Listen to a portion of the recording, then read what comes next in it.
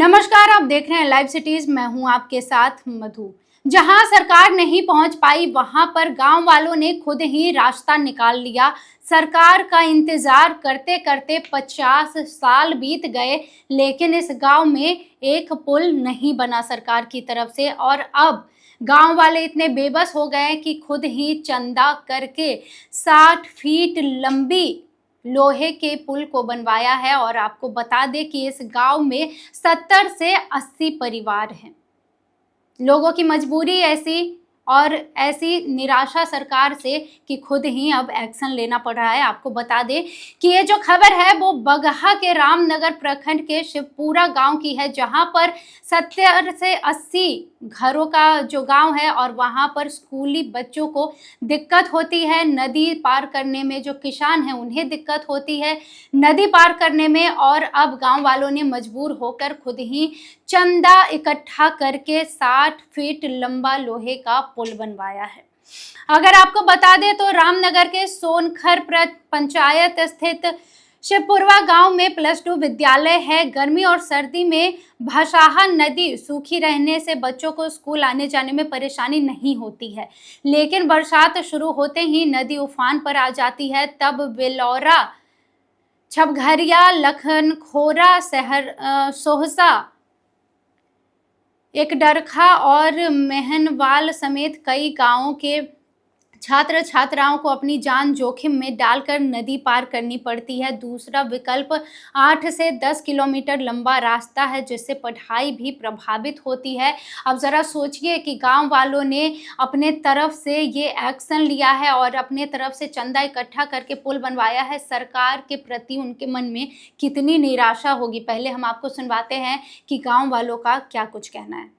चंदा एकजुट करके आप लोग पुल का निर्माण करवा रहे हैं। मैं इसमें सहयोग का राशि दे रहा हूँ और गांव का भी सब कोई मिलकर हम लोग एकजुटता होकर इस पुल का निर्माण कर रहे हैं लोहे का, जो हम लोग सरकार से एथी से भी हम लोग बहुत मांग किए, आज तक नहीं हम लोग का कुछ नहीं मिले 50 साल के भीतर। कितने की लागत से बन रहा है ये पुल? ये 2 और 2.5 लाख रुपये का। बरसात के समय में बच्चे कैसे आते जाते हैं? बरसात के समय में तो बरसात में हम लोग रस्सी लगाकर किसी तरह लड़की सब लड़का सबको पार करते थे। यहाँ 1+2 का मध्य विद्यालय है। मान के चलिए सोसा गांव है, छौघरिया गांव है, सारे बच्चे यहीं पर आते हैं। नामांकन इसी जगह हुआ है और बरसात के समय में आने में इतना कठिनाई होता है। सरकार प्रशासन से मांग नहीं की थी कभी? हाँ, प्रशासन से भी मांग की है, सरकार से भी मांग की है, आज तक कोई एथी नहीं हुआ है। क्या नाम है आपका? मेरा नाम विनय कुमार। वार्ड है? हाँ जी, वार्ड है। हाँ, टोटल गाँव के सभी गरीब से गरीब व्यक्ति यहाँ जो है कि 200, 400, 500, 1000, 2000 दे करके हम लोग ये पुल को निर्माण कर रहे हैं। यातायात के लिए इतना कठिनाई है कि कहने का लायक नहीं। बरसात में हम लोग इतना परेशानी में रहते हैं, यहाँ के विद्यार्थी सब आकर के लौट जाते हैं घर। और जो है कि यहाँ हमारे अभय विक्रम शाह भूतपूर्व मुखिया, वो भी 5000 रुपये का अनुदान इसमें दिए हैं सहयोग राशि के रूप में। और क्या नाम है आपका?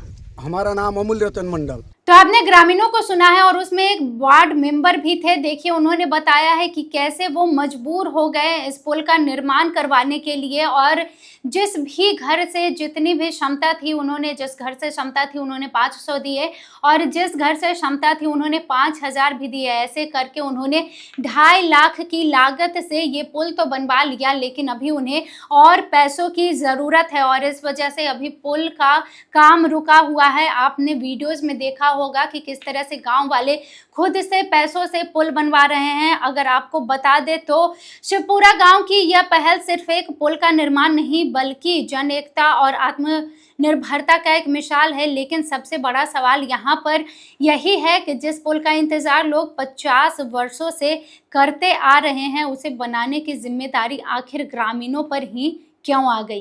क्या सरकार और जनप्रतिनिधियों की जिम्मेदारी सिर्फ चुनावी वादों तक ही सीमित रह जाती है? क्योंकि आपने अभी गांव वालों को सुना है और उन्होंने बताया है कि उन्होंने कई बार अपनी तरफ से इस पुल को बनवाने की मांग की है, लेकिन कहाँ सोते रहते हैं जनप्रतिनिधि, जो उन्हें दिखाई नहीं देता जितने भी बच्चे हैं जो पढ़ने आते हैं इस गांव में दूसरे गांव से, उन्हें अपनी जान जोखिम में डालकर नदी में घुसकर नदी पार करना पड़ता है। और इन्हीं सब परेशानियों को देखते हुए गांव वाले इतने बेबस हो गए कि उन्हें खुद ही चंदा इकट्ठा करके पुल बनवाना पड़ा। जरा सोचिए आप कि सरकार की तरफ से जो काम किया जाना चाहिए था वो अब गांव वाले खुद कर रहे हैं। आप इस पर अपनी क्या राय रखते हैं, क्या सोचते हैं? आप अपना रिएक्शन कमेंट सेक्शन में ज़रूर लिखें और भी खबरों के लिए जुड़े रहें लाइव सिटीज़ के साथ। बहुत धन्यवाद।